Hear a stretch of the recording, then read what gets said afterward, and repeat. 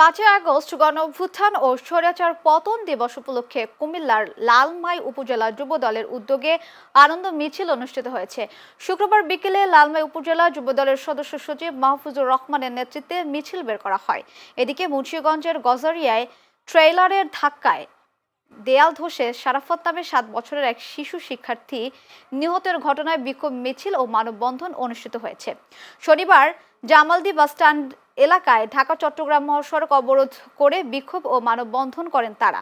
এছাড়া বাগেরহাটের মোড়লগঞ্জ উপজেলা হাসপাতালের বিভিন্ন বরাদ্দের ভুয়া ভাউচার তৈরি করে আয়া শাহিনা বেগমের চাকরিচ্যুত করার অভিযোগে মানববন্ধন করেছে এলাকাবাসী।